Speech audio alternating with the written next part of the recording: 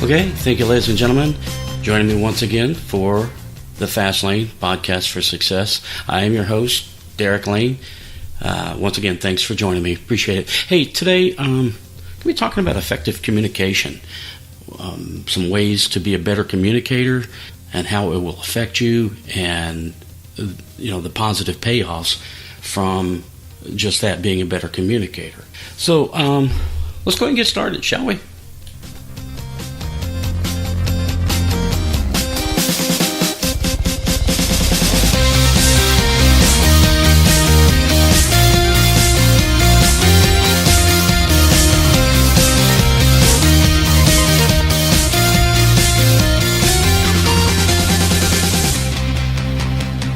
Okay, being an effective communicator means the first thing that you need to do is listen. You got to listen to the other people that you're in communication with. Listen to what they say. So many people have such a resistance to this that's natural. In other words, they will wait until you finish what you're saying so they can go ahead and get their message out. In other words, they're going to talk. Okay, now I can say what I got to say. Instead of listening and absorbing what's being said, that way they can respond to the other party intelligently and accurately. So listening is a key element to communication. You have to listen to people. Pause before reply. I don't know if you've ever heard that before. Pause before reply. What that means is you take just a little bit of pause before you reply. That lets the other person know that you heard them, that you let it sink in just a little bit. I'm just a quick little pause, and repeat what they say to you, even if it's just a little key element, just a little bit of what they're suggesting or communicating. Just repeat it back so they know that you heard them, that you listened. Oftentimes you can do that, but just by saying, okay, if I get this, if I understand you correctly, you want to talk about blah, blah, blah, what it is. If I understand you correctly, or what I heard that you say is blah, blah, blah. So pause before reply, repeat effectively, okay? Body language. Make sure you're not communicating with your arms crossed, your toes tapping, some anxious tick that tells the other person, I really don't care what you have to say. I just want you to say it and move on. Be very cognizant of your body language.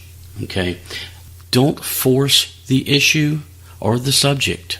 If you want to talk to someone about a subject, make it clear up front, but don't allow that person to engage in the conversation, and then you redirect that conversation to what you want to talk about, because they don't care.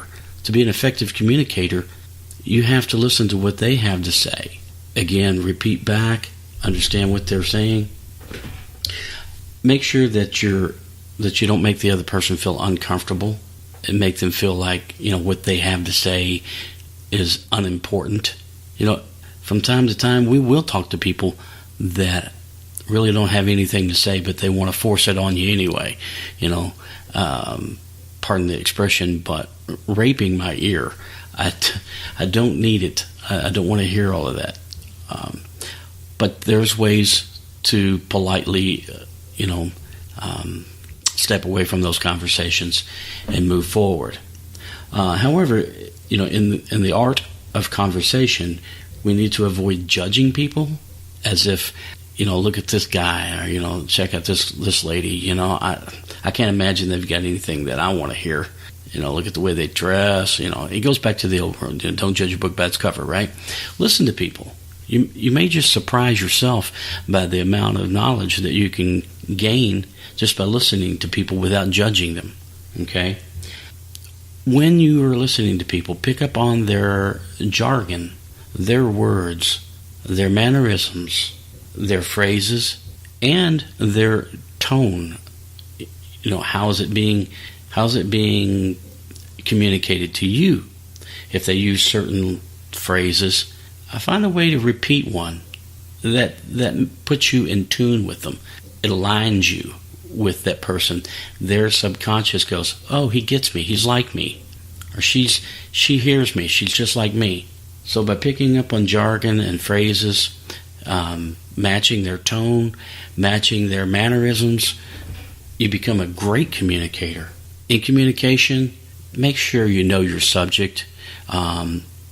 Obviously, it's important to be well-read in life. Don't try to communicate with someone about a subject you know nothing about. Don't try to wing it. You'll come off as disingenuous and fake.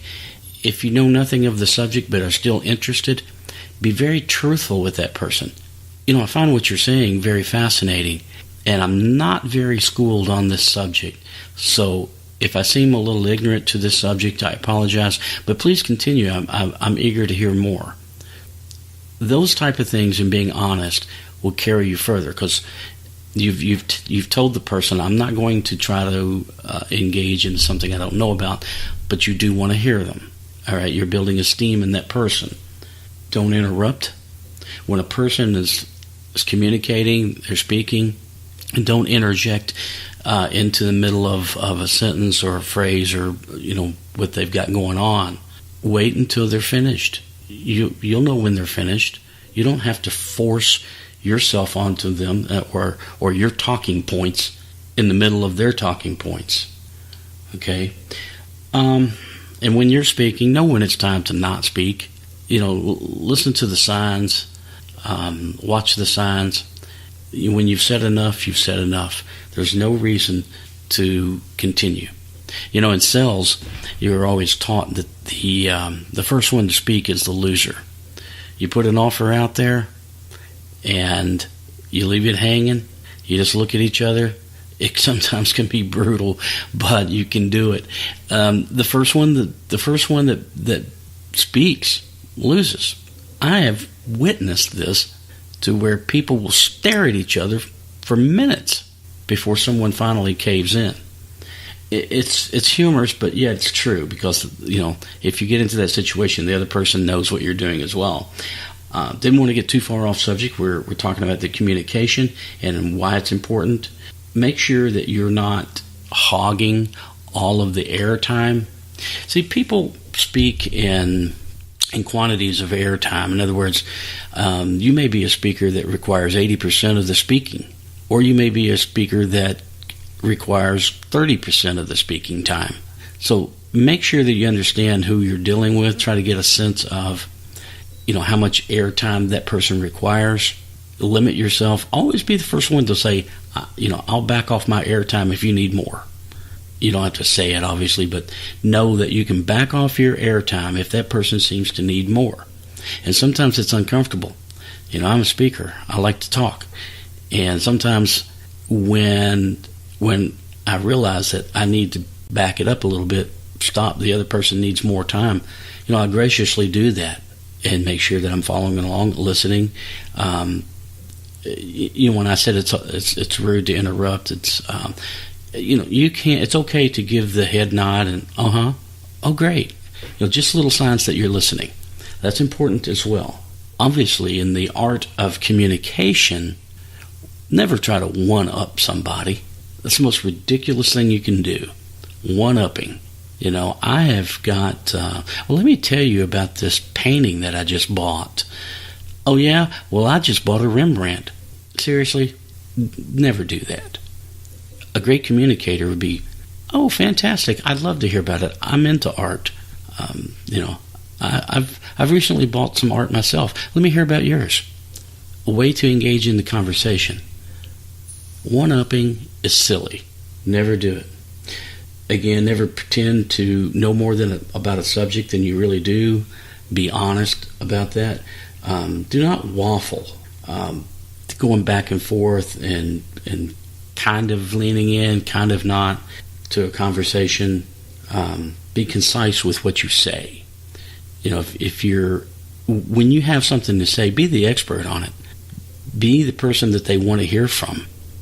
Not this, I don't really think he knows what he's talking about type of person. So avoid that. By all means, avoid that. Say what you mean. And when you're speaking, especially in sales, for those of you in sales, paint a picture. You'll notice that great lawyers, great salespeople, just great communicators in general, when they speak, they paint pictures with their words. They use a lot of adjectives. The car ran off the road.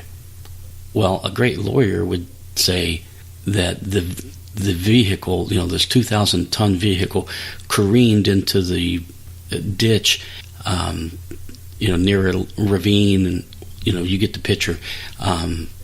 Using adjectives to describe things, painting pictures.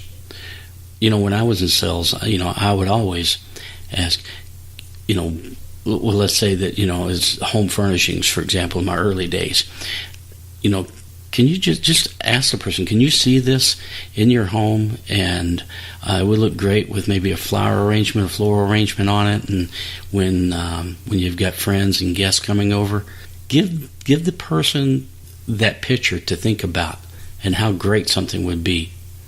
Always paint pictures. Use a lot of adjectives. Don't overdo it, obviously. Learn the art of open-ended versus closed-ended questions.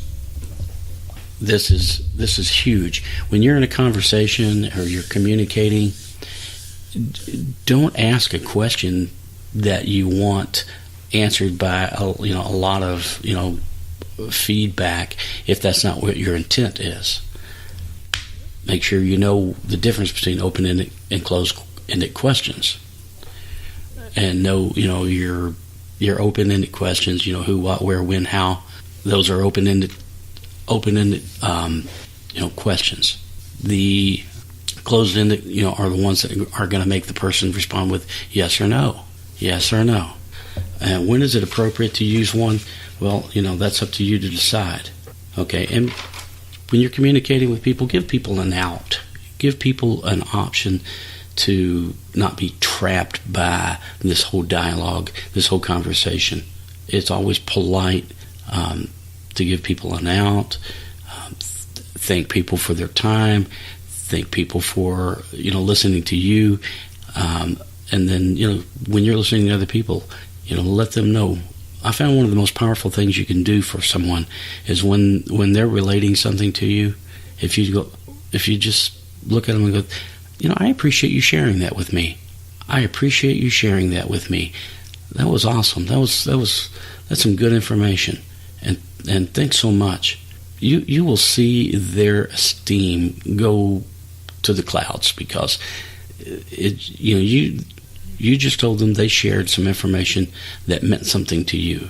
And what higher praise can you give somebody? In communicating with people, put them in front of you. Let them stand on your shoulders to see the view. Listen to them.